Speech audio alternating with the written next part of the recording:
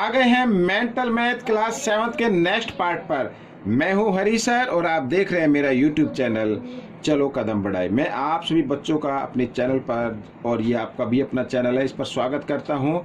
और इस सीरीज में हम करें बच्चों chapter number 11 areas and perimeter. ये मैं आपको दिखाना चाहूँगा 11 ही है ना। हाँ जी हाँ, यहाँ पर तो बच्चों ये चैप्टर काफ़ी इम्पोर्टेंट है और आपको ये सोल्व करना है और आपको एग्ज़ाम और किसी भी मेंटल मैथ की जो क्विज होती हैं उसमें पार्टिसिपेट करना है। ठीक है, आइए करना शुरू करते हैं। बस आपको कंडीशन क्या है, आपको फॉर्मूले लर्न होने चाहिए तभी आप इसको कर पाएंगे। ठीक है ना, अदरवाइज थोड़ा दिक्कत हो जाएगी करने में। देखो, find the area of triangle ABC. ABC का एरिया में फाइंड आउट करना है। ठीक है, यहाँ पर एरिया ऑफ ट्रायंगल एबीसी, ये फॉर्मूला क्या होता है 1/2 बेस इंटू हाइट, यही तो होता है फॉर्मूला। अब बच्चों यहाँ पर देखो 1/2 बेस है आपका 15, तो 15 और हाइट यहाँ पर ये हाइट होती है ये वाली हाइट, तो जिसकी लेंथ है यहाँ पर 6 सेंटीमीटर, तो इसको 6 सेंटीमीटर लिख देना। ठीक है, 2 से 2 1 जा 2, 2 3 जा 6, 15 3 जा हो गया 45 सेंटीमीटर स्क्वायर। ये आपका आंसर आ गया। ठीक है, इस तरीके से। और एक चीज़ और बच्चों, मेरे पास बहुत से कमेंट्स आते हैं कि सर हिंदी में बताओ। जिनको हिंदी में सीखना है या पढ़ना है उनका एक अलग से चैनल बनाया गया है उनके लिए, जिसका नाम है मैथ्स विद हरी सर। आप उसको सर्च कर सकते हैं यूट्यूब पर। आइए नेक्स्ट क्वेश्चन।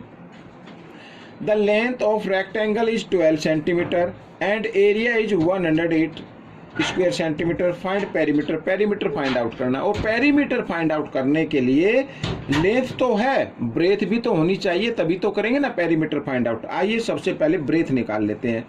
तो यहाँ पर ब्रेथ ऑफ रेक्टेंगल ये मैंने लिख लिया। ठीक है, आप माइंड में निकाल सकते हैं। तो क्या होगा, एरिया को अगर लेंथ से डिवाइड कर दें, ठीक है ना, तो ब्रेथ आ जाएगी। तो 108/12, 12 9 जा 108, तो यहाँ पर जो ब्रेथ आई है आपकी निकल कर 9 सेंटीमीटर आई है। अब आप पेरीमीटर निकाल सकते हैं आराम से। देखो पेरीमीटर तो फॉर्मूला होता है 2l + b। यही 2l क्या है 12 और प्लस b क्या है 9। 12 और 9 होता है 21, तो 21 को 2 से क्या कर देना है, मल्टीप्लाई कर देना है, 42 आ जाएगा। और ये आपका आ गया बच्चों पेरीमीटर। ठीक है, इस तरीके से तो ये क्वेश्चन सॉल्व हो गया। करेंगे क्वेश्चन नंबर 18। क्या कहता है, if the ratio of radius of 2 circle is 3:5 then find the ratio of their area. Area का रेशो फाइंड आउट करना है। यहाँ पर 2 सर्कल हैं, यहाँ पर रेडियस ये थोड़ा बड़ा मान लीजिए, इसकी रेडियस 3 सेंटीमीटर और यहाँ पर ये क्या 5 सेंटीमीटर, तो इनके एरिया का रेशो फाइंड आउट करना है।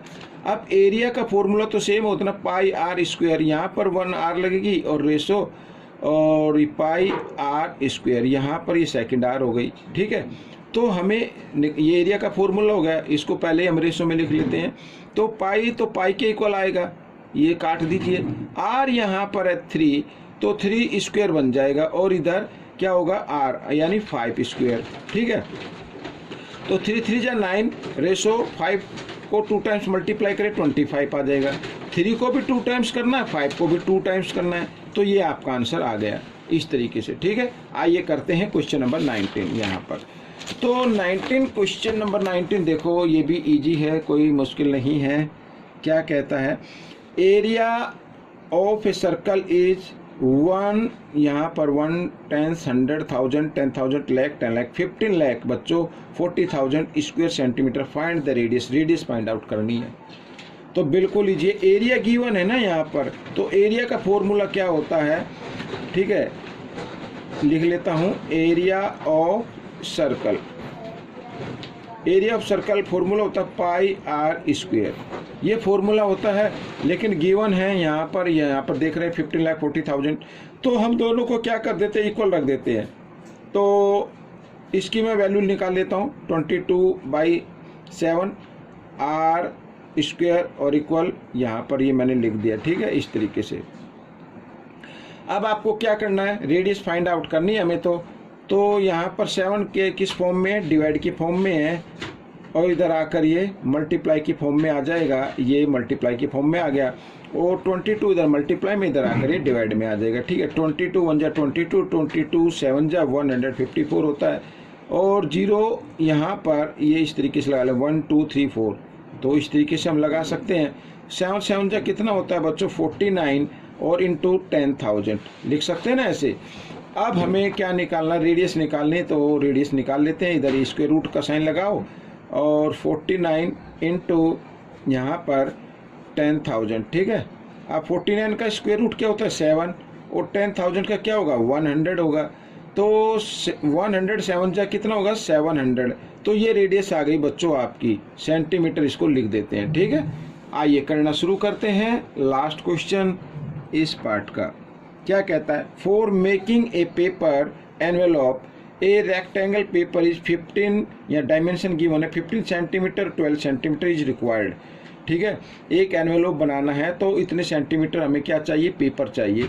Find the total cost of 5 such envelope, और एनवेलप कितने बनेंगे 5 बनेंगे, और रेट हमें फाइंड आउट करना है 2 पैसे पर स्क्वायर सेंटीमीटर, ठीक है। तो बच्चों आइए करना शुरू करते हैं। सबसे पहले हम एरिया किसका निकालेंगे, एनवेलप का निकालेंगे। यहाँ पर एरिया ऑफ 1 एनवेलप, ठीक है। आप चाहे तो इसकी जगह पेपर भी लिख सकते हैं। तो एरिया क्या होता है बच्चों, लेंथ इनटू ब्रेथ होता है, यही होगा, ठीक है। अब यहाँ पर मल्टीप्लाई करना चाहे तो कर सकते हैं। 12 5 जा 60, कैरी 6, 12 1 जा 12 और 6 18, तो ये एरिया आ गया किसका, एक एनवेलप का। और एरिया ऑफ हमें तो कितने चाहिए 5 चाहिए, तो 5 का निकाल लेते हैं। तो 5 का कितना होगा, इस एरिया को 5 से मल्टीप्लाई कर देना है। तो 18 5 जा कितना होता है 90 होता है, 0 लगा दिया, ये आ गया, ठीक है। अब एरिया तो हमें पता लग गया। अब हमें कॉस्ट फाइंड आउट करनी है। 1 स्क्वायर सेंटीमीटर की कॉस्ट कितनी आती है 2 पैसे, तो लिख देता हूँ cost of 1 centimetre square is equal to 2 पैसे है, ठीक है, या 2 पैसे ये मैं लिख देता हूँ। या फिर हम क्या करेंगे, इस पैसे के रुपीज़ बना लीजिए, तो पीछे से 2 डिजिट के बाद हम ऐसे डेसिमल लगा दे तो ये रुपीज़ बन गई बच्चों इस तरीके से, ठीक है। अब कॉस्ट ऑफ हमें तो निकालने 900 की, तो निकाल लेते हैं कितनी होगी, तो 900 की तो ज़्यादा होगी, तो 900 को मल्टीप्लाई कर देना 0.02 से। तो इससे हमने रुपीज़ क्यों बनाए, क्योंकि इससे डायरेक्ट रुपीज़ आ जाएगा, अदरवाइज आप बाद में भी कन्वर्ट कर सकते हैं। तो यहाँ पर 0 कितनी है 2, तो 2 0 लगा दीजिए, और 2 9 जा कितना होता है 18। अब यहाँ पर 2 डिजिट के बाद डेसिमल है, 2 डिजिट के बाद लगा दिया, तो बच्चों ये आपका आंसर आ गया, यानी ₹18 रुपीज़ के में 5 एनवेलप मिलेंगे हमें। तो बच्चों ये पार्ट आपका कंप्लीट हो गया है। आपको ये पार्ट कैसा लगा मुझे ज़रूर बताएं, और इसमें से सीखकर दूसरों को सिखाना है।